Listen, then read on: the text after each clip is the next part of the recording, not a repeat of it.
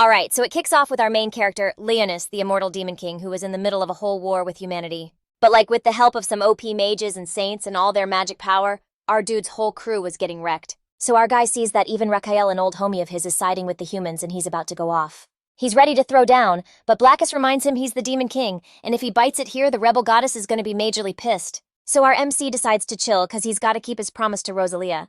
And even though he's fuming, he agrees to take the L for now. But also this ain't the end of his reign, cause he's the immortal king, and he'll be back in a few thousand years.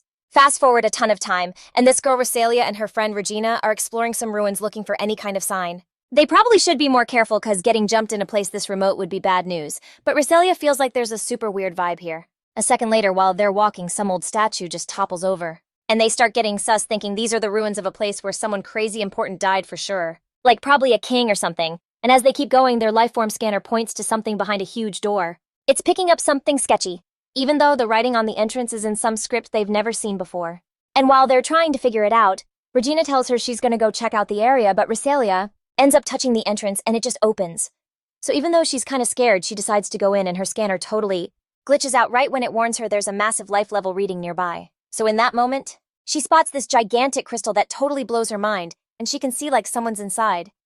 Meanwhile, our boy Leonis is seeing the goddess Riselia again. She's reminding him about the prophecy where he'd be reincarnated, but then she starts fading away hoping he can find her. And right then our MC wakes up from his super long nap and sees a figure through the crystal, but there's a ton of noise from some impacts, and he has no clue what's going on in this place. But he figures that the reincarnation ritual must be done, and it's time to bust out of this place, so he makes up his mind. He's gonna teach this Tomb Raider a serious lesson, and with his power, he just shatters the whole crystal, causing this huge explosion. It knocks the girl flat on her back, and our dude walks over to her, but he's kinda shocked when he gets a closer look. Cause it looks like she's an elf. He remembers he's supposed to punish her for disrespecting the Demon King. But then she gives him this super weird look, not getting what a little kid is doing here, and our MC catches his reflection in one of the shards and totally freaks out, cause it looks like his ritual failed. He looks just like he did when he was human. And even worse, like when he was a kid. But Riselia quickly tells him that he's probably just in shock from everything that went down, so she just hugs him saying she'll protect him. Our guy is not having it, but he can't even fight back cause he starts passing out. A moment later, our MC wakes up super annoyed with this human body he's stuck in, since he literally fainted from hunger. And even though he can't stand humans, he decided to let the girl help him out. Cause with the food she gave him, he feels way better. So Riselia, seeing he's more recovered, introduces herself and asks for his name. Something our dude was hoping would totally rock her world, cause his name is supposed to be some scary Demon King's. But Riselia just hits him back with, Leonis is a pretty cute name. And our guy is just shook that she doesn't recognize it, while at the same time Celia tells him he was probably snatched by a void and kept locked up, which our dude has zero clue what she's even talking about. And the girl explains that the void is this entity they still don't really get, but some people think it came from outer space and is basically humanity's biggest enemy. So our dude decides to ask what year. It is on the sacred calendar, but Riselia doesn't get what he means since it's year 64 of the Human Alliance calendar. And before our guy can ask another question, Regina calls her partner, totally freaking out because she ran into a boy. Right then they hear a bunch of explosions nearby, and one of the walls just gets blown to bits. After that, a massive monster shows up, and Riselia, terrified, says it's an ogre-type boy, so she starts trying to shoot it while our dude has no idea what that monster is, but there's no way he's gonna let it hurt them. But when he tried to take it out, he ends up tripping. Riselia gets super worried about it, and right then Regina appears laying some serious damage on the boy. She even mods her weapon to power it up more, and fires this insane beam, leaving our dude completely floored. Cause he's never seen that kind of weapon, and what she's using isn't magic either, but Regina tells her partner to dip with the kid while she covers them. So they start booking it, and our dude is still not getting a lot of things. But he's gonna totally use the fact they don't know he's the Demon King and use the girl as his personal source for intel. Though while they were running, another monster shows up and Riselia gets pretty scared, but our dude thinks he should use his magic to clear a path, and just as he was about to, the girl tackles him to the ground so he doesn't get hurt. But in that moment, she takes a massive hit to her stomach, and our guy rushes over to see how she's doing. But she just tells him to escape and meet up with her partner, and right then, she starts to fade fast, her life just slipping away, and she even apologizes to our dude for not being able to protect him. All he can do is remember something similar happening a while ago when the goddess chose him. So in the end, as the three monsters close in to attack him, they can't do squat to him because of his protection.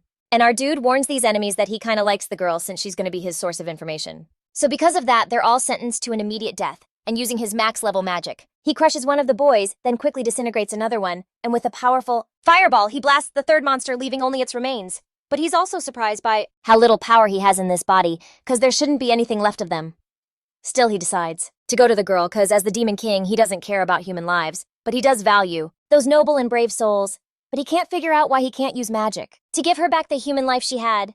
He does, however, have another option with his magic power, so the blood.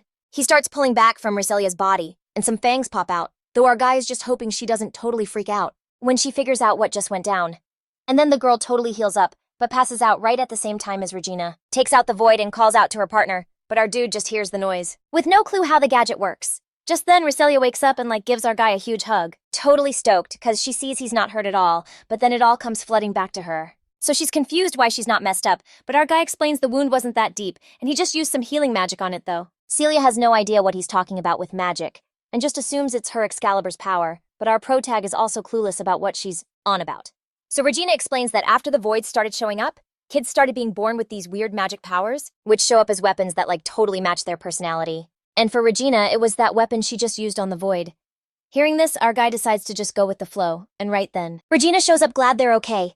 But when she sees the wound, she asks about the monster, and our protag just makes something up, telling her it just kind of vanished.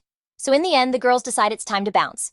After that, a little later, Riselia gets our guy into this weird ride that totally freaks him out, cause it's moving at insane speeds.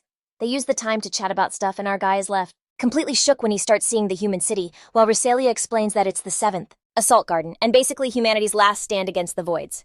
6 years ago, Riselia was with her friend in a safety bunker packed in with all the other sitting ducks while this massive battle was going down outside. Riselia was trying to keep Regina from freaking out, so she promised her that one day she'd grow up to be a total badass warrior and get a super powerful sword to take out tons of voids. Plus, she trusted her fam, who would have their back since they'd never lost to these monsters before. That's how she tried to chill her friend out. But deep down, she was terrified of losing her family, too.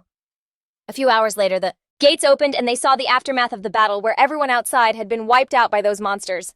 And for now, they were going to be taken to a new place. So all Riselia could do was cry because she couldn't keep her promise. And she'd also lost her entire family who were all fighting in that battle. This memory makes Riselia realize why she'll never make empty promises again. She tells our guy that this is their fortress. But it's also their whole world since it's where they live and train. After they go inside, they get to a spot where our protag is still blown away that humans actually built an island. But Riselia explains that it's actually a floating island, which helps them fight off the voids, though she doesn't expect him to remember much since being one of the abandoned and getting captured by voids. He must have been through a lot. So for now, he's sticking with her, and she'll be the one to protect him, even though Regina gives her a heads up that she's gonna go grab some food and stuff for the house, while Riselia tells our dude that she's gonna sort out all the paperwork he needs to live with her at the training academy. And first he's gotta go into a scanning center, which is mandatory here, though she's hoping he can get through it with no drama.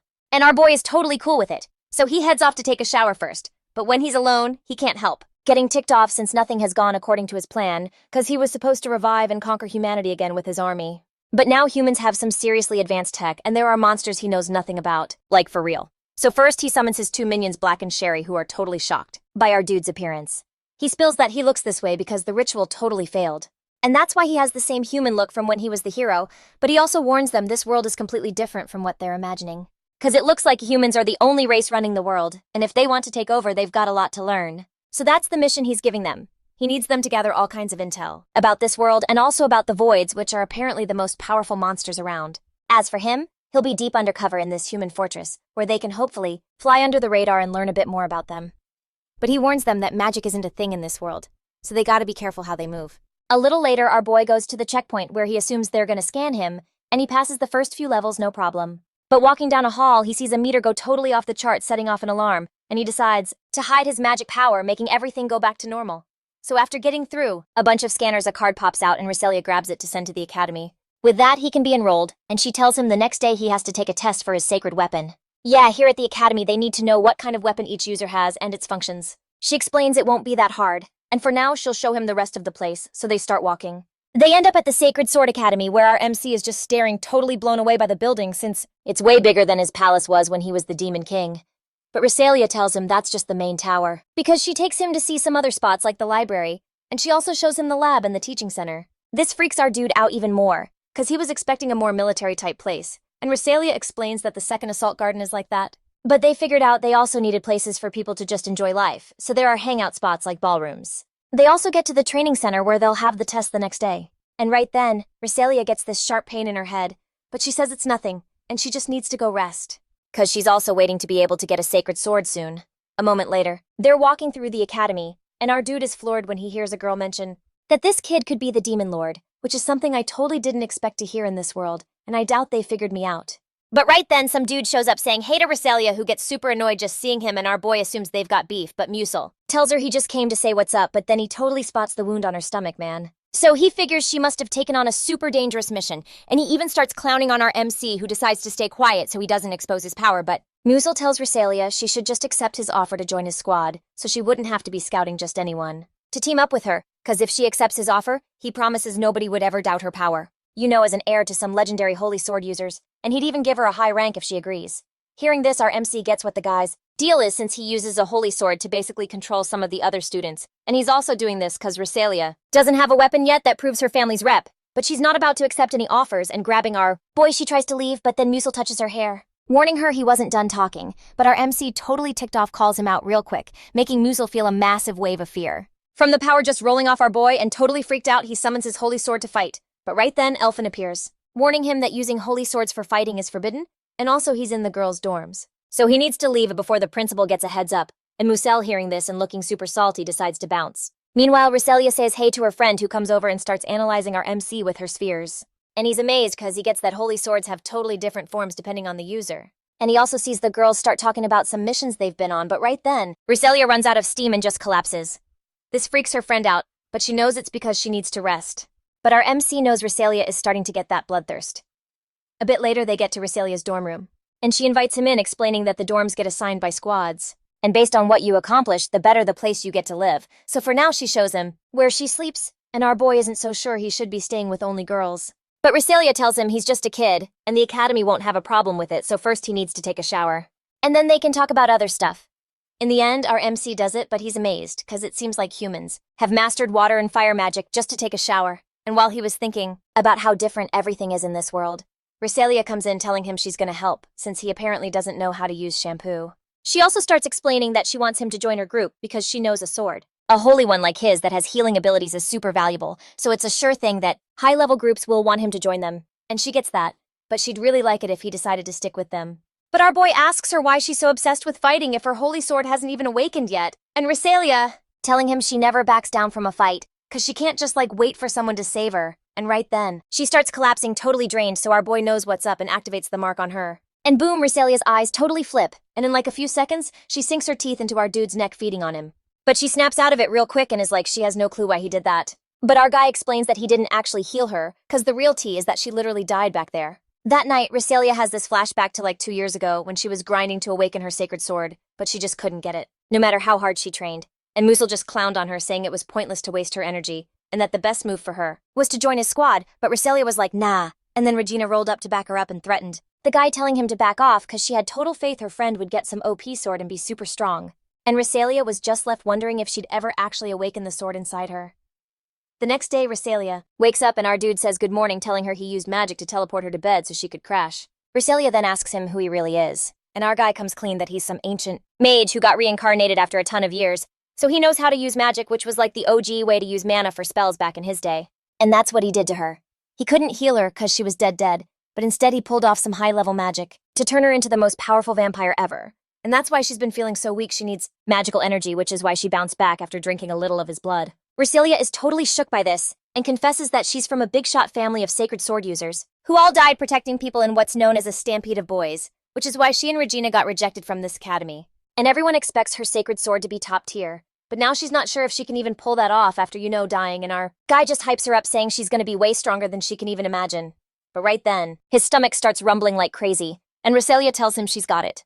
A little later, they get to the cafeteria where Riselia is weirded out cause she's not hungry, and our dude explains that since she's a high-level vampire, she can eat regular food, but it won't actually give her any energy.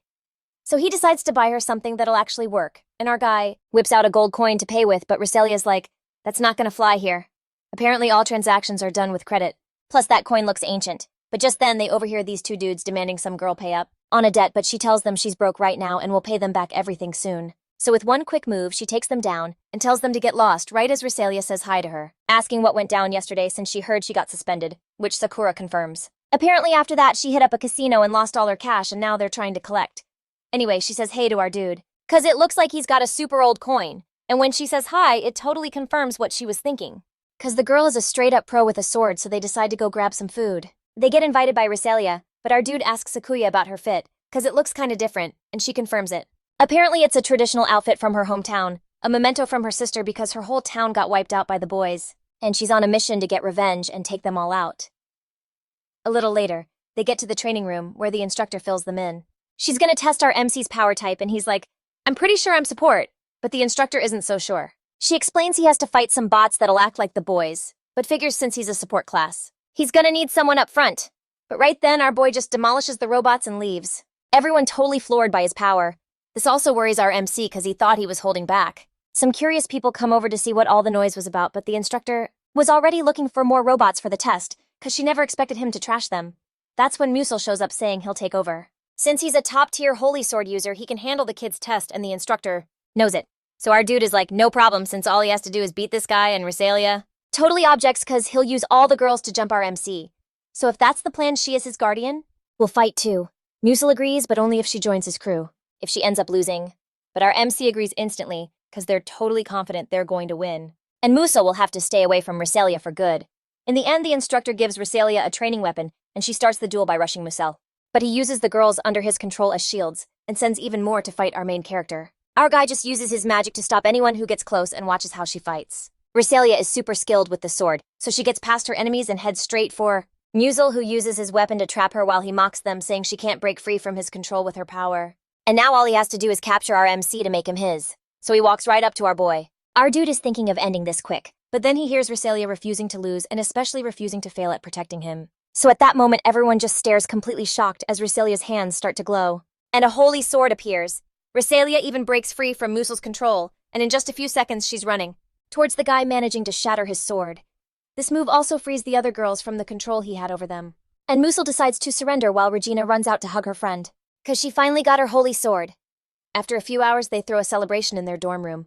They put together a whole feast in honor of Riselia and her new holy sword, so everyone starts talking about how awesome this is going to be for the group. And then they start wondering where our MC should sleep.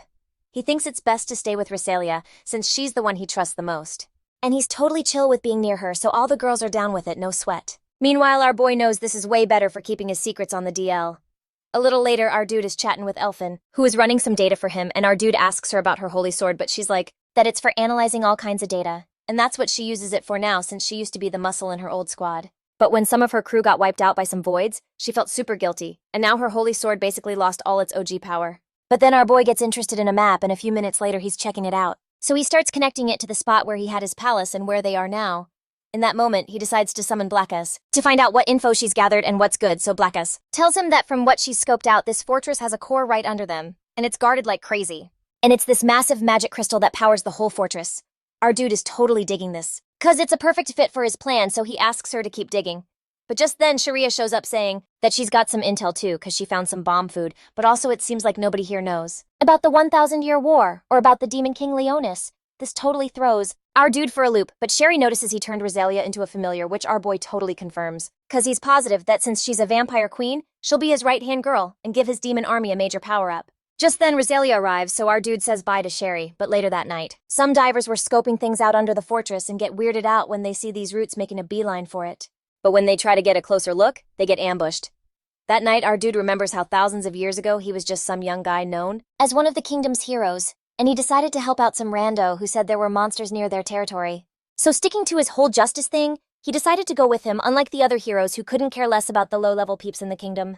But when he got to the spot, he sees the guy who led him there totally vanished, and bam, 3 mages ambush him with a spell that paralyzes him. At the same time, a squad of soldiers pops out of nowhere and chains him up by his arms and legs, so he can't fight back. And once he's captured, they use spears to run him through and make sure he kicks the bucket. In the end, after taking care of business, they dip since the hero was becoming a major headache for the king, because the people were starting to like him way too much. That's when the goddess Riselia shows up telling him how messed up and awful this is, what they did to him. But our boy says he doesn't hate them, because he gets how this world is and how hard it was to change it. But that's something the goddess totally disagrees with because she's been watching him for a super long time, and that's why she came to talk to him since being a hero is way too boring. And she wants to ask him to become her servant instead, who'll be the next Demon King. And just like that, our boy wakes up, thinking he's still got a promise to keep to his goddess. A moment later, our dude wakes up Riselia, who's totally amazed, because she woke up the second she heard his voice, and our boy explains it's all thanks to that obedience seal. He tells her that since she's his familiar now, she's gotta obey him, but then he clarifies that the real reason he set it up like this was to talk about that mark on her neck. It's super obvious she fed on him last night, which he's not mad about because she's his familiar and all, but he asks her to give him a heads up next time. Riselia hears this and apologizes to him, and like right on cue, she gets a call from Finn, who's like, yo, I found some weird data on that investigation. So he's gonna dig deeper and hit her up with all the info. Later on, Riselia thanks him for the update and then tells our boy that they should totally go for a walk since it's a holiday and they've got no classes. Meanwhile, over at the Central Tower, they're going over the new intel and are totally bugging that the entire investigation squad got completely wiped out. So now they're just waiting on orders from the commander while trying to figure out a plan B, because one of the Empire's suits reminded them that they should be able to move the entire garden if things get real, not that any of the others thought it would ever come to that. I mean, they've beefed up defenses like crazy over the last few years, but then they pull up this grainy image of what the recon team saw right before they got wrecked. In the pic, it looks like a bunch of roots, which means they might be dealing with a Void Lord. Judging by how fast they were taken out, this has them super worried, because it could mean a full-on stampede. Could be on its way. And while they're arguing about what to do, they get the commander's orders, who decides to send in another recon mission to that spot this time with elite squads to figure out what they're up against and if it's something they can fight or if they need to bounce. Meanwhile, our boy is watching Riselia throw down with a bunch of robots, and she's taking them down with some seriously slick moves. He gives her props, saying her sword skills are insane, but then he tells her that with her vampire powers, she could totally use magic and become a sick magic swordswoman, which he's gonna teach her bit by bit. For now, though, she needs to practice against tougher opponents. So using his magic, he starts summoning a bunch of skeletons, so she can go all out. Riselia sees this is totally down for it and just starts going to town on them, giving it everything she's got. A few minutes later, she's totally gassed, but she still thanks him, because she can level up way faster now and can feel her body getting stronger. Still, she knows it's time to grab some food and recharge her energy. Meanwhile, on the flip side, Finn was helping out with the investigation into those squads, and that whole mystery under the fortress. The other girls show up all chatty and wondering where Riselia is, but Finn tells them she's probably hanging with our MC checking out the city, and that they're just waiting on the results from the investigation, just in case they get called in.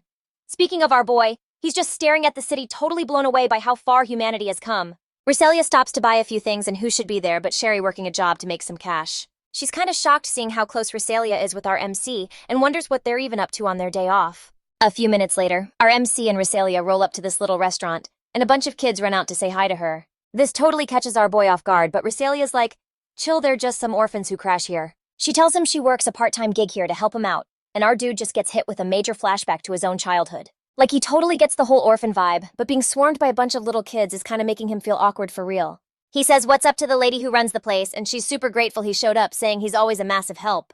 So Riselia introduces our guy, telling the kids he's got a holy sword, and they all just lose their minds and crowd around him. But Riselia's quick on her feet and switches topics, cause they gotta get food ready, and our boy is low-key thankful for the save. Yeah, he was not vibing with all those kids in his space. Meanwhile, the research crew out at sea isn't finding anything. Like, nothing weird at all, just some cracks. At the same time, Elfin and her squad start feeling these little tremors that are kind of freaking them out, and Sakuya sees it and gets a super bad feeling about it. At the same time, some of the researchers walk into this room where the vibe is just totally off, and they're shook when they see the whole place is just covered in roots. Switching gears back in a flashback to his past life. Our dude was 12 years old when he, Arakyle, and Terry rolled up to the city. The one that had been totally overrun by giant monsters, so Arakyle told him the best play here was to use his power to just wipe out everyone in the city, and then use the god's power to bring back any humans who got caught in the crossfire. Which would be super messed up for those people, but it was the most efficient way. So he starts summoning this crazy powerful sun. And it starts making everyone, monsters and people alike, feel super weak. But our boy was not on board with that plan at all, and he uses his holy sword to just shatter Arakyl's spell. He was like, that's just pointless suffering, and said he'd handle it himself. So our dude starts tearing through every part of the city, taking out all the monsters with his own sword, and at the same time, he's getting seen as this huge hero by everyone, but Arakyl knows that all that clout and power was just gonna cause more drama for him. Anyway, back in the present, the vice commander is chopping it up with his crew about what they found in their investigation. Turns out they didn't find any void bodies where they looked, but right then someone gives him a heads up that some student has an analysis that's supposedly a pretty big deal. And even though they know it's Elfin, they decide to hear her out since she comes from a major family of holy sword users. At that moment, Elfin patches in and explains that she's picked up on a bunch of weird anomalies and faint tremors. They're happening in different underground districts, so she used her holy sword to check it out. And after filtering out all the background noise, she figured out that something has straight up infiltrated the fortress. And it's moving through the districts. This totally freaks out the vice prez and everyone in the room because it's super serious. What she's saying is wild, because if it's true, their systems should have totally picked up on that enemy. But the guys running surveillance for the whole place start confirming Elfin's data, saying yeah, there have been some minor quakes. And the scanners aren't even picking it up as a void, like the signal's way too weak, even though they're saying they just got the security guard uniforms. So like in one of the rooms, they peeped what looks like a legit living plant just creeping around. So it's on them to handle it. And Elfin's just praying there aren't a ton of voids while she like super fast tries to hit up Riselia cause the comms are totally busted. Meanwhile, our boy was just chilling with the crew, grubbing down, completely clueless about what was going down. Back at HQ, they're getting the tea on the situation cause they've started spotting bits and pieces of the void in the halls. The one that snuck in. They even send some security footage where this thing just jumps them and they had to bounce, but the second in command is kinda bugging cause he can't get a hold of the Imperial capital for orders. But then when they get the feedback from the guards, they're like, the void just vanished, which is super weird because a void usually is supposed to go ham on everyone nonstop, but Elfin's like, yo, you guys gotta check the path that thing took. Cause it's heading straight for the magic furnace room, which means we're dealing with a void lord. If that thing gets its hands on the furnace's power, it could totally summon a stampede. That freaks everyone out and the vice commander knows it's all on him now. Whatever happens next. So he orders the whole city to go on lockdown, cause they're officially under attack. And all the civilians need to be evacuated like right now, while all the other members who are holy sword users gotta get ready to throw down with a potential stampede. In that moment, they crank up security to the max and the guards book it to the magic furnace and start fighting the void cause they have to keep it from getting close. But even with all the backup they send, they just can't seem to stop it completely. Cause they're even scared of messing up the magic furnace, and the monster's vines actually make it there, so it starts sucking up all the magic power and everyone in the city feels the energy just tank. Our boy in Riselia totally notice it. He steps outside for a sec and is just shook by what's going on. They hear the alarms and the sky has all these cracks and thousands of voids start pouring out. Even the main HQ switches into battle mode, and Riselia is just floored. She can't believe they're actually in the middle of a stampede. Back at HQ, they decide to go all out using every weapon they've got to take down the voids and prepping for a massive fight. They even pop a flare for an SOS, but they know backup from the Imperial capital is a whole 3 days out. But right then, one of the commanders is totally sure they can hold the line until backup gets here. Cause the academy students are all skilled fighters who won't go down easy even if it is a whole stampede. Meanwhile, Elfin and her crew are getting the civvies to the bunkers, watching as the HQ starts its attack on the thousands of voids. They're wondering where Riselia is though, cause the squad's supposed to stick together, but either way, they've gotta protect the civilians. So they power up their holy swords and jump into the fight. Our boy, on the other hand, is just watching, totally amazed by all these monsters, and Riselia tells him they need to get the kids to a bunker, so they duck inside while our dude is talking to Sherry, telling her she's gotta protect his family's crew since they're in a really bad way. A few seconds later, he lets Riselia know the kids can't go outside, cause there are some dragons circling and the girl's like, say less. She decides to roll out and take him down, activating her sacred sword, while our dude is low-key stressing out. He's worried cause she hasn't even hit her final form as a vampire queen yet, but he's still gonna back her play. And in a flash, Riselia hits him with some quick moves and drops 2 dragons while our dude is doing the same with his fire magic, and tells her they can't let their guard down, cause there are still a ton of monsters to clap. The rifts in the sky are getting way bigger. But right then, our dude sees a figure that looks hella familiar, and he starts getting flashbacks from his past life. Meanwhile, the other girls are going full-on beast mode, fighting and wiping out the voids.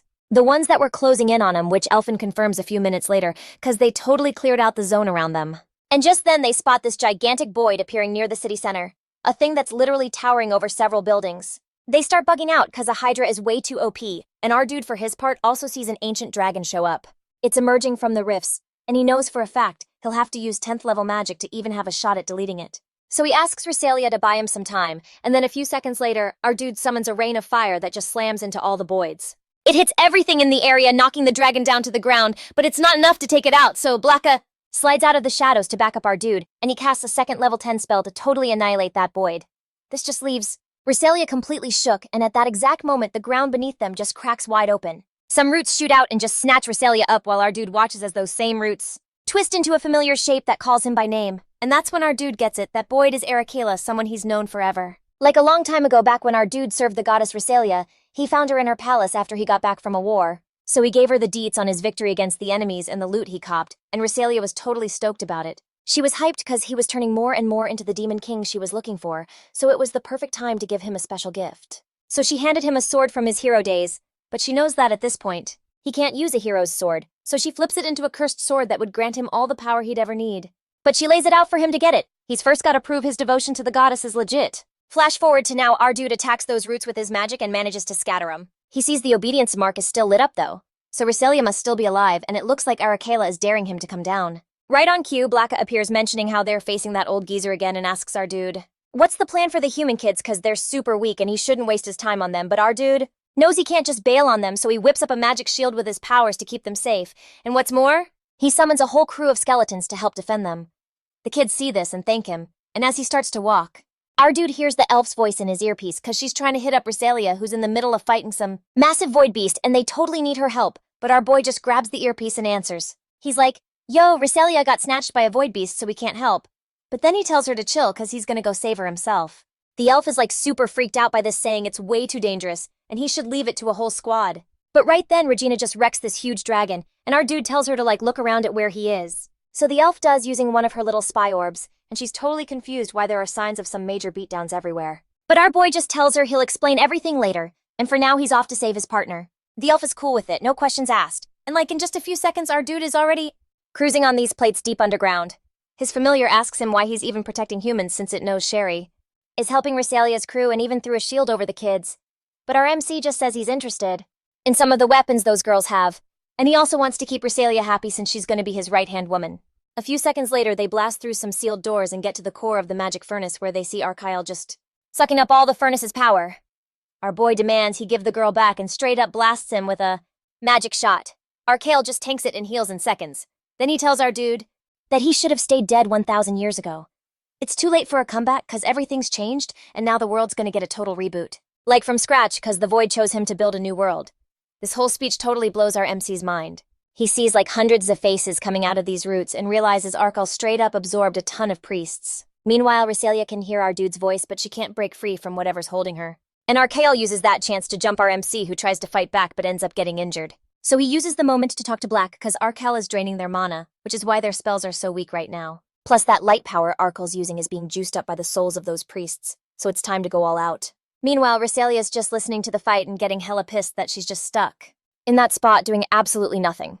She can't stand it cause she swore she'd fight without waiting to be protected.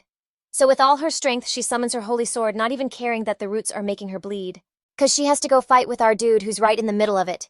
And he and Black are trying to find the spot where Riselia should be. Then when our boy sees a flash of light, he knows that's the place. He eats the earpiece with some of his blood on it with all his might, and it totally pierces Riselia's leg.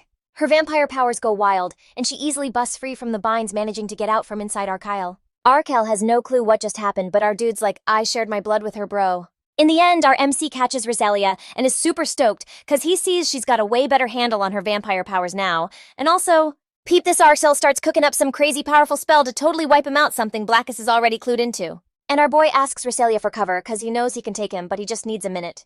Right then she tosses out a little of her blood to power up her vamp abilities, and with blood blades and her sword she starts taking on the roots. Meanwhile, our dude is leveling up to Archyle's position, getting ready to unleash his max power, which has Blackus totally bugging out. Cause once he uses this, there's no going back. Our guy's like, I know, remembering what Riselia told him. She'd warned him that even though his old holy hero sword is different now, it's still got the same insane power, so he's gotta be worthy. And his real intentions for using it are about to be put to the ultimate test. Cause if he breaks the seal too early, he's gonna get seriously punished for it. So this is the moment of truth. He decides to grab the sword and summons its power to turn the 7th Assault Garden into his new kingdom, where the demon empire will rise. He needs its strength, and the sword just unleashes its power, leaving Blackus shook that he actually pulled it off, and Archyle gets spooked cause he never saw that sword coming. But our guy warns him it's time to say goodnight, dropping his ultimate technique. He launches a magic slash that completely deletes Arcyle, making him vanish, and everyone else starts to see it happen. Cause the cracks in the sky disappear and the voids start dropping like flies. Meanwhile, back at HQ, they're freaking out that they actually won, and also that the Lord Void in the magic furnace just vanished. So they start coming up with theories about what happened, thinking maybe the magic furnace's power made that void just blow up. And even though that'd be a crazy coincidence, they're hyped cause a win's a win. So everyone decides to celebrate the victory, and the fact their city is still standing. The next day, our dude is super sore in his room cause his human body is way too weak and can't handle the power trip from using his sword. Still, he can't believe that after 1,000 years of protecting humans, Riselia rolls up with some food, and she also admits she needs to refuel cause she used up a ton of energy. Our guy is totally cool with it, and while Riselia is getting a little snack, the other girls just walk in, leaving them both completely shocked. On another note, a ship was sailing toward the 7th Garden cause the princess Alteria decided they should go congratulate the crew that protected the city. But on the flip side, the news of the victory totally floored them since they never expected it to be over so fast. After a few days, our boy decides to hit up the library to get some more info since he's still pretty clueless about this world. But when he tries to go in, a guardian spirit blocks his way and he's shocked that guardian spirits are even still a thing. Just then, Regina shows up surprising him, and she says she was just there to drop some stuff off, though she was surprised to see him there. So our dude lies and says he was looking for stuff about ancient scripts, hoping to remember his past.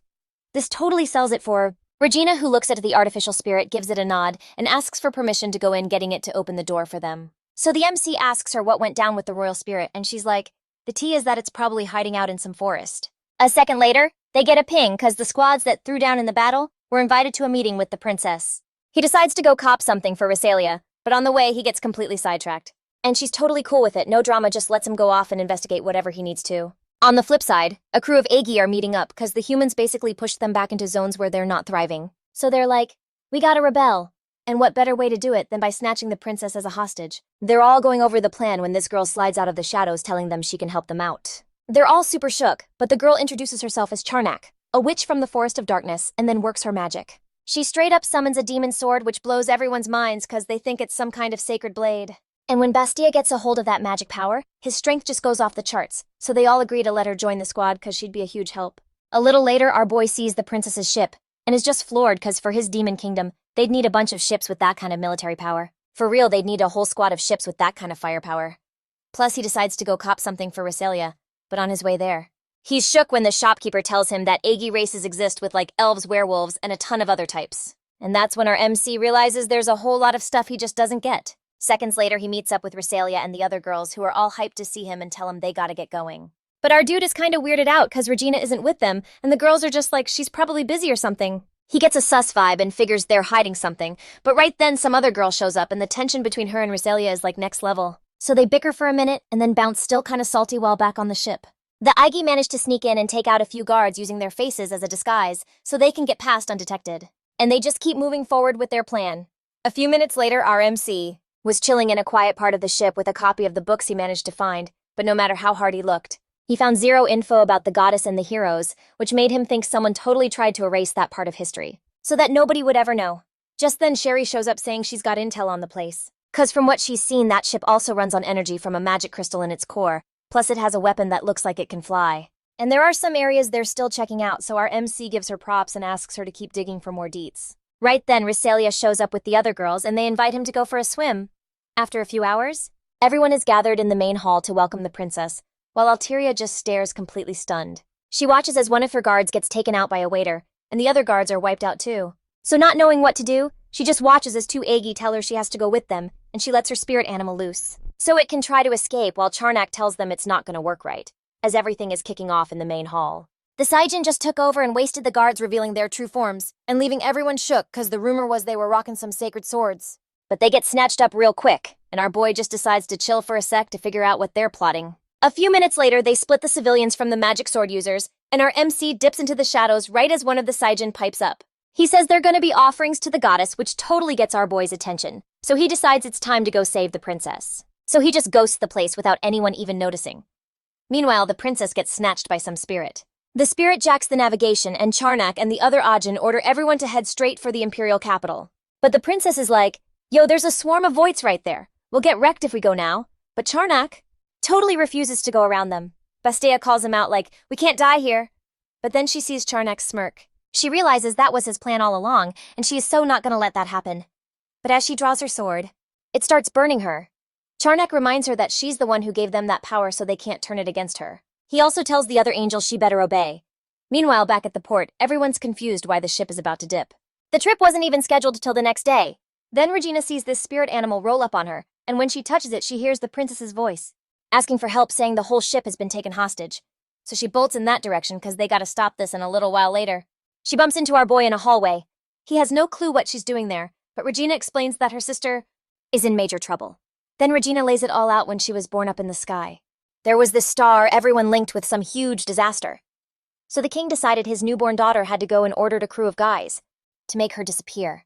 But Duke Crystal wasn't down with that, so he secretly took the baby girl back to his place. He decided to raise her there right alongside his own newborn daughter, Riselia. She grew up as Riselia's maid, but in reality, she's actually Alteria's sister. And when she got near Caban, the royal family's spirit animal, she knew something was way off. Our boy confirms it, telling her there's a bunch of Saijin in the main hall. They're holding everyone hostage in there, but he tells her to chill cause the rest of the crew is already gathering intel. He says they gotta go for the princess first, since supposedly Caban is the spirit that's supposed to be steering the ship. But on the flip side, the ship's already moving, which means the princess is being forced to do it, so they have to rescue her before something really bad goes down.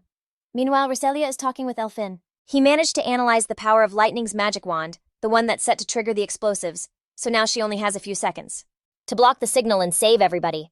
So Riselia starts cooking up a plan since she can use her vampire blood to take care of it.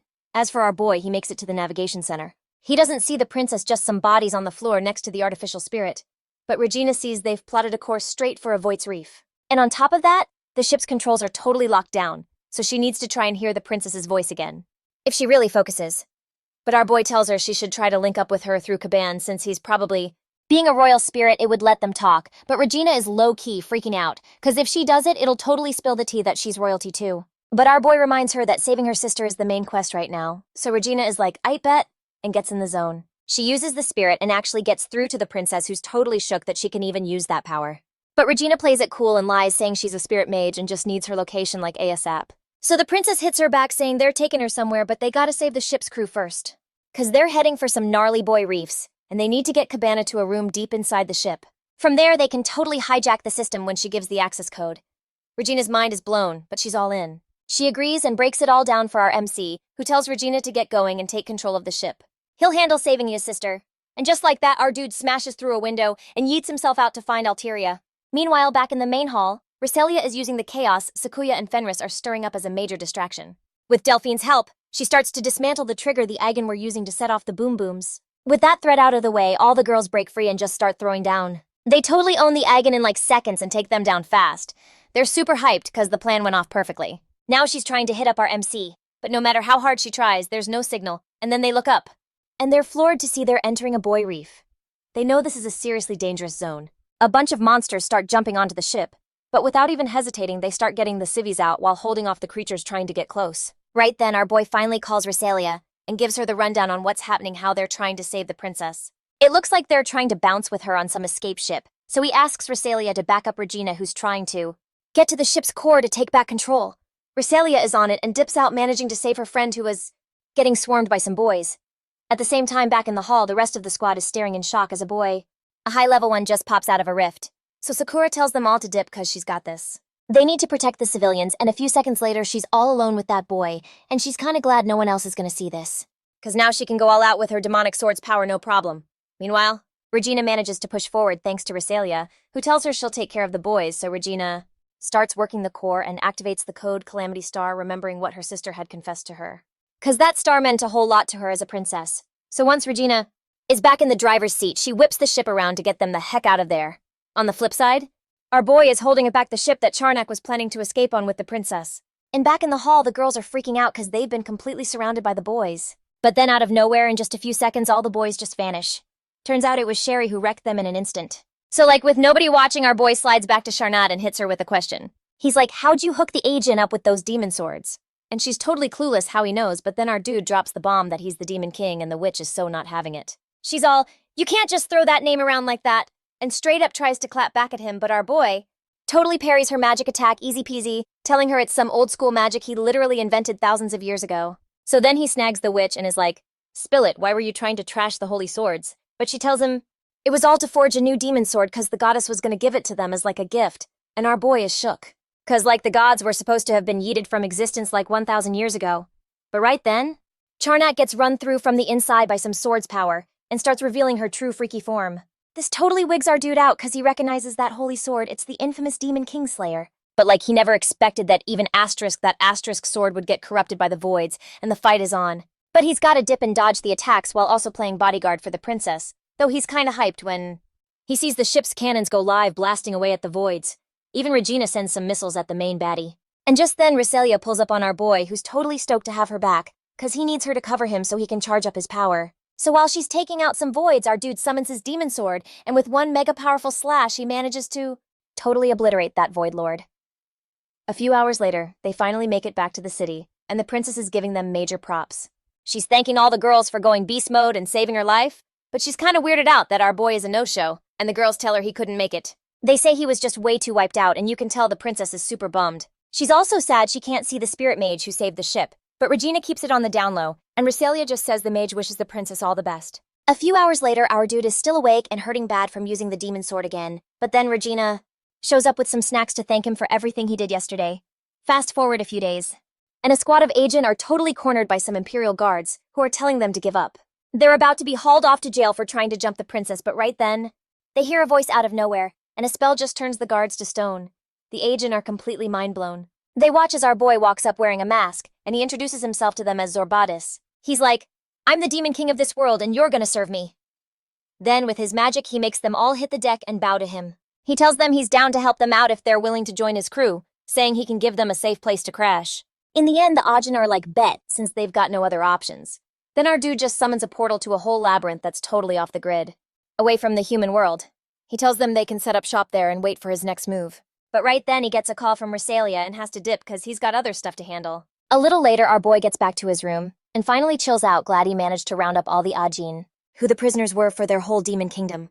And then a few minds later, they're meeting up with the other girls to grub. They're hashing out a game plan for the team battle, and our main dude is just hoping he can pull his weight. A couple hours later, they're already in the match, and our dude with Riselia totally snags the first of the 4 flags they need. And from the bleachers, the supervisors are totally locked in on their moves, because they realize Riselia is using Sakuya to use her power to distract everyone, while Regina and Elfin were on point protecting the main flag. But Riselia is totally shocked when she sees Ferris, the rival team's leader, there with one of her crew, and wasn't expecting a face-off like this. But Henry tells her he already knew their whole strategy, and now he just needs to take out his 2 opponents to win this thing easy, which is something Riselia is so not gonna let happen. And even though her legs hurt, she starts brawling with Ferris, cause our main dude has his own fight to worry about. Though a few seconds later, Riselia ends up getting slammed against a tree, and Ferris starts to dominate her with her ice power, which our dude manages to see after knocking his rival out. But he doesn't jump in cause Riselia is ticked off and has 0 plans to lose, cause she's been wanting to be useful for forever, and she is not about to give up. So she totally shatters the ice power the girl trapped her in and manages to knock Ferris out cold.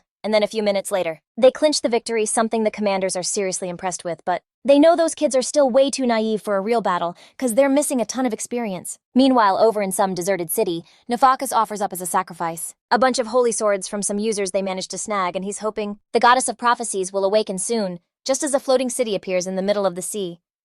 A few hours later, Riselia's crew gets summoned cause they've got a mission.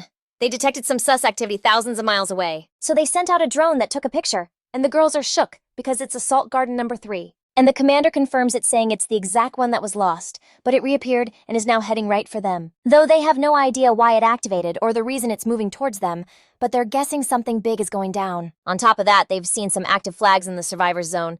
And while it'd be a long shot to hope for any survivors, they still want them to go investigate, even though it could be really dangerous. And they need to be ready for anything. But Elfin asks why they're being sent, assuming it's because Riselia is the daughter of the Duke who used to run that city. The commander can't really deny it, but she explains that it's orders from her higher-ups. And she's just hoping they can stop Garden number 3 before 72 hours are up, otherwise they're gonna get totally wrecked. Meanwhile, our dude figures this place is looking for heroes and he's down to go with them. Even though they see him as just some kid, our boy gets everything sorted and then has a talk with his fam. He tells him he spotted the flag of some holy cult in that ghost town, so they gotta go check it out. Right then, our dude asks Blackus to stay behind and guard their new base while Sherry is gonna roll with him. A little later, our MC is already cruising with his girls in a ship, and Regina straight up makes him lie down cause he needs to catch some Z's on the trip. But this just triggers a major flashback for our boy. Back to when he was talking with the goddess Riselia, who told him she'd lived for ages, and even though she wasn't stoked about it, she was gonna peace out at some point. This totally freaked our dude out, but Riselia said it had to happen and that she'd be reborn, like 1,000 years in the future, so she asked if he'd look for her. Our boy promised he'd search the whole world and never stop, until she was back by his side. Then Riselia asked for just one favor if she happens to get reborn. As something he doesn't recognize, he has to take her out before she hurts the people she loved. A few hours later, our MC and the girls touch down in that wrecked garden. And Riselia and Regina can't help but get hit with all the feels being back in a place where their family used to live. But after getting their game plan straight, our dude ends up going with Riselia while the other girls scout the food and emergency zones looking for survivors. Meanwhile, our boy hits up Sherry in her head, telling her to protect the girls, cause they're basically part of his kingdom now. While he keeps walking with Riselia, she just freezes for a sec, taking in the whole messed up view, cause she remembers some of the buildings she'd seen, the ones she always used to visit with her dad. But just then, the void meter starts blaring and they get totally ambushed by gunfire. Riselia even gets crushed by a freaking pole, and our MC is just shook watching as a massive void flies right over them. A few minutes earlier in the floating city, some girl just pops up in the middle of the street totally clueless. She has no idea where she is, but scoping the scene, she sees there's not much life around and is kinda shocked by how much the world has changed in 1,000 years. But hey, if she was sent here, it must mean the goddess is about to reincarnate, so she's gotta handle it. She climbs to the top of a building and sees a chopper arriving, but then Nefake sneaks up on her, calling her out as Arl the elf hero. She's like, how'd you know it was me? But Nefake just says he knows a lot of stuff, like the fact that her whole mission is to destroy the goddess's vessel with the demon sword. Hearing this, Arl just assumes he's the goddess's guardian. And Nefake is like, even if that were true, you couldn't do squat, because right when the girl goes to attack him, he just vanishes, leaving only his voice behind, telling her that his goal is to wipe out all humans, and that means he has to take her out too. Right then, a void zips past, super close. Back with our boy, he's using his magic to shield Riselia, pulling her into a spot underground while throwing up a protective barrier. He even tries some basic spells, but the Dark Angel's got this force field that blocks everything. So our boy knows he's got to bring out the big guns. He finally whips up this gravity sphere and just smashes the thing into the pavement. At the void. Plus, the second that monster manages to wreck it, he immediately launches a freaking fireball and a bolt of lightning, totally taking out the angel. After that's done, our dude heads over to Riselia, who still can't even stand up because the gash on her leg was super bad. But while our boy was trying to figure out the next move, he spots something in the alley and goes on high alert. Riselia's like, hold up, it's not a void. Because she recognizes the uniform and is totally floored. Because it's one of her dad's knights. The guy introduces himself as William, who apparently fought in the battle with Duke Cristal. And he's super relieved they saw the flare he shot up because that was him. To get them to come over, and he's got the full scoop on everything that happened. This completely blows our guy's mind because it's the first time he's ever seen actual spirits in a world this teched out. Meanwhile, William is breaking it down for Riselia, telling her that based on what he's seen, it's looking like a new stampede is going to totally wreck the 7th Garden, because in the city's core, some Void Lord has been juicing up on magic power and is about to wake up. Which means it'll for sure obliterate the 7th Garden, and they gotta stop it, which is something Riselia is already clued into. But on the flip side, she's too hurt to move. So William's like, I'll get you to your mansion. Because he's got everything prepped. They were totally waiting for her. But our boy isn't feeling just one vehicle, so he summons 2 skeleton horses to get them there way faster. On the flip side, the rest of the girls were wandering around the city, trying to find our boy because they saw the flashes from the fight. But just then they spot this girl and are like, whoa. Thinking she's a survivor, but Sakuya holds her friends back, stopping an attack Arl was about to throw, which kicks off a whole fight with this girl. With one slick move, she's got Arl totally pinned one move away from getting wrecked. But Sakuya sheathes her sword because if the girl wasn't already so messed up, they'd probably be dead. She says she needs to let her help with that injury. A bit later, Riselia confirms the pain is starting to die down, and our boy is stoked, because it looks like she's gonna be alright soon. But Riselia just goes for it and starts drinking his blood because she's crazy weak. And while that's happening, she gets a call from Elphine, who's super hyped to hear her voice again, which totally makes Riselia happy too, and she explains they hit a few snags, but they managed to take down that void, so she's got some major intel. Like there might be a void lord in the city's core, and they need to link up to figure out what to do. Elphine confirms it and tells her they gotta meet up at the city's central park to talk strategy, and that they'll head over right after they patch up an injured survivor. This news totally floors Riselia, but right then the call cuts off, and our boy tells the girl it's time to give her something super important, which is this dress he made specifically for the vampire queen.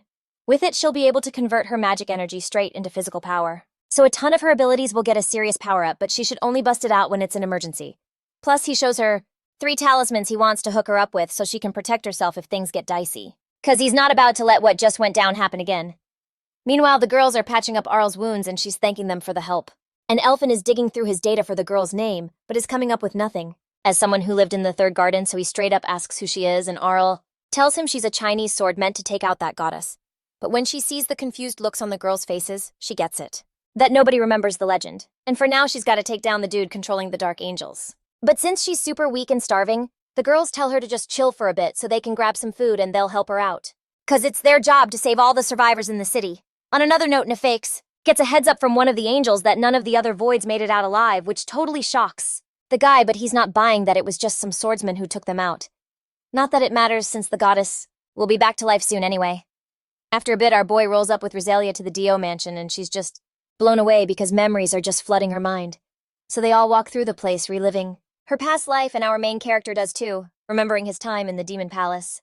But then Riselia makes it to the library where she's crying, remembering her dad and the spirits. Use her energy to create an illusion that makes the room look just like it used to, which totally amazes Riselia when she sees her dad, who was talking to her when she was a kid, telling her a story about the Demon King and the hero who defeated him with the god's power, so Riselia can't help but smile, remembering those good times.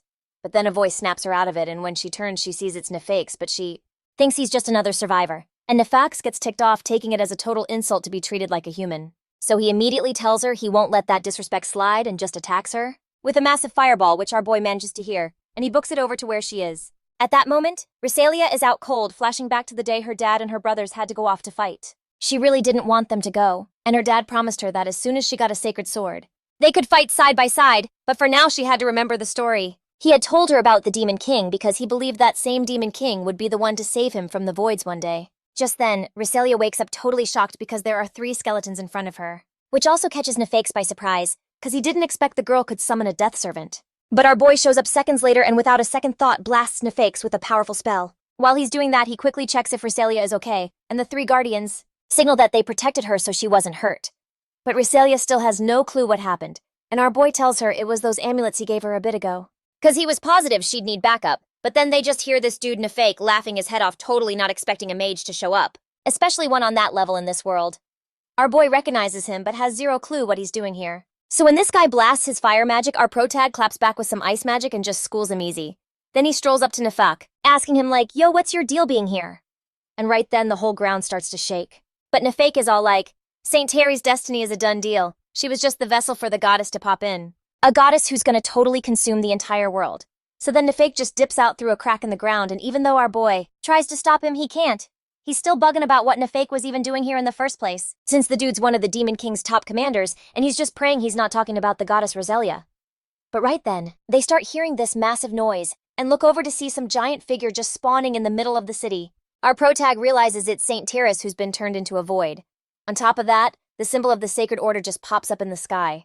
And with this creepy chanting they're hearing, it's super obvious they've all turned into voids now, so they start backing away. Meanwhile, the other girls are also clocking what's going down and are totally freaking out because they're sending an alarm signal to the 7th Garden to get ready for an evac, because they're up against a freaking Void Lord. While they're gearing up to fight all the other monsters, rolling in our boy, for his part, is throwing down with the other warriors, and Riselia taking out voids and dark angels, but they're all shook because no matter how much they mess them up, any cuts they put on the voids just heal up in seconds. Our protag is already onto this though, and after fighting for a bit, he manages to pop one in the head, taking it out. So he yells at them that they gotta aim for the head to stop the regeneration, since Terrace had major healing powers, and she probably still has them now that she's a void.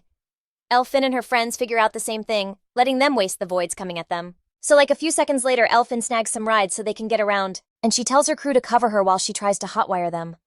Meanwhile, our boy is looking at Terrace and knows he's gotta take her down, but he's not even sure his magic will scratch her. So while everyone else is brawling, our protag starts charging up this insane level 10 spell, making a fireball get huge and just slam into Terrace, starting to totally torch her. But like seconds later, everyone's jaws just drop, seeing that Terrace healed up in a flash. But our boy spots some runes starting to pop up in the sky, so he instantly throws up a shield, while everyone else just watches this rain of fire start coming down from the sky.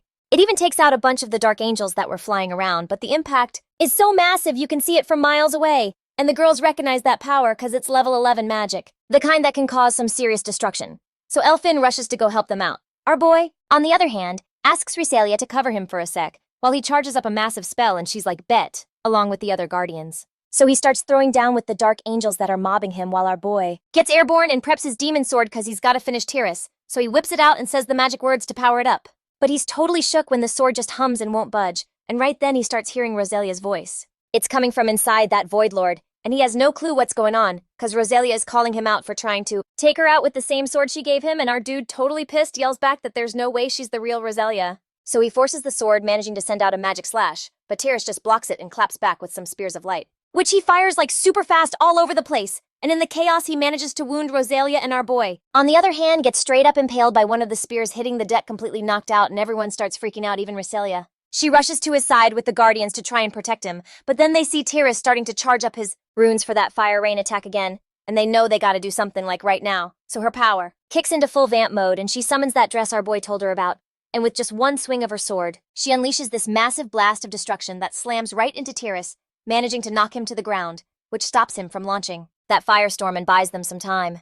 She looks over at our dude, who's remembering what Riselia once told Riselia to get out of there and save herself. But right then, she just hugs him because there's no way she's leaving him. She decides to try and stop the bleeding from our dude's chest, and he remembers how Riselia asked him that if she ever got corrupted in the future, he had to be the one to take her out with the demon sword, something he totally refused to do, because he could never take out his own goddess. But Riselia told him that was her wish, just in case something like that happened. So our boy gets it now. She totally saw this coming, and that's why she asked him herself, promising that the demon sword she gave him would guide him to his destiny. A few seconds later, Riselia is shocked when our dude just wakes back up. But he knows that Riselia left the future in his hands, and he remembers she also asked him to find her true self, which means the demon sword is supposed to lead him to the real Riselia. And for now, he's got to get rid of this fake version of his goddess to clear Roselia's name, and the warriors are telling him to take a breather. But our dude knows that's not an option, cause he has to beat Tiras. And thanks to Riselia's help, he's already back on his feet. So he grabs his sword knowing he's gotta be able to use that power again, even though his mana is running on empty. But right then these ghosts show up telling him he can use them for energy if he needs to. They say they've been watching him and know he's not just some basic sorcerer, but that he can actually use the souls of the fallen as magical energy, so if he has to, he can take it from every single person who died in the city. Hearing this, our dude gets it with Tiras' resurrection and the crazy power he's giving off. It must have made it possible for the souls of the dead to take form again. So he decides to take them up on the offer and starts absorbing all the souls around him, though he tells the knights, which for them is a major glow-up, and he summons a whole skeleton squad. So like all the knights' souls fuse with the skeletons, turning them into warriors ready to throw down again. Our boy then hits up Riselia and is like, you got this. He needs her to lead the troops, cause it's gonna take a sec to juice up on the magic energy he needs. He's just hoping they can cover him, which Riselia is totally down for and using her own blood. She hooks up every warrior with a bond and gives the order to go ham on Tiras, who just gets back up a few minutes later. They're already in a crazy fight against those voids, and Riselia is basically running the show, directing her warriors while our boy keeps stacking up that soul energy. But Riselia's knights gotta have her back cause she zoned out for a sec, then remembered she's supposed to be protecting our dude. So she snaps back into leader mode and not too far away. The rest of the girls are rolling up in their rides, getting into it with some voids, but Regina and Sakura's weapons just delete them. They're just hoping they're not too late to get to that Lord Void.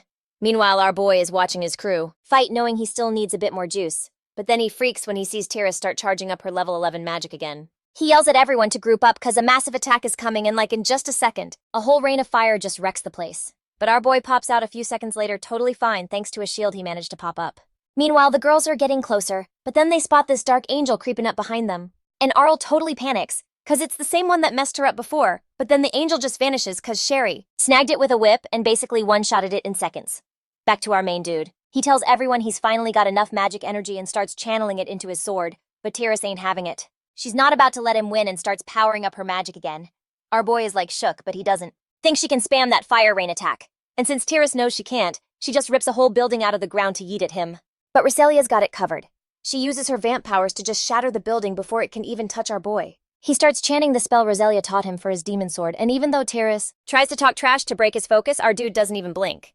So in the end, Tiras throws up a super high-level holy shield to protect herself, and our boy gets a little worried. But there's no stopping his attack now.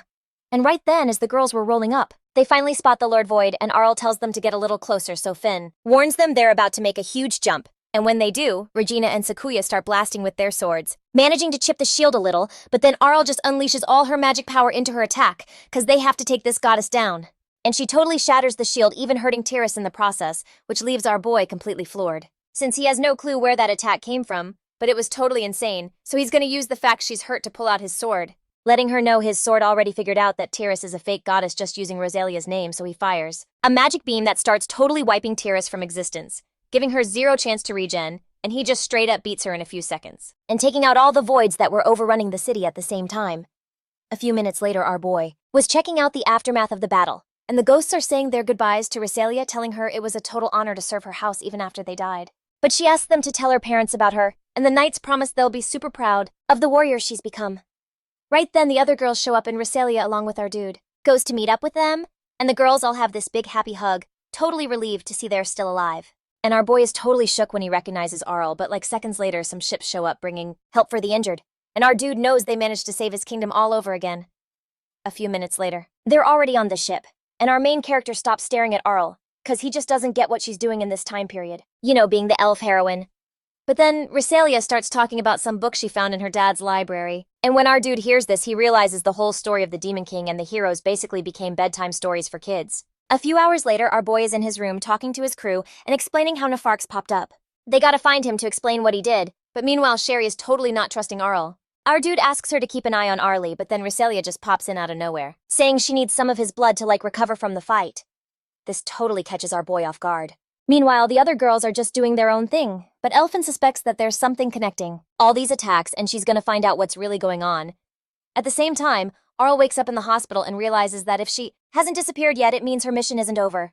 So she grabs her sword again and just smashes right through one of the walls to escape.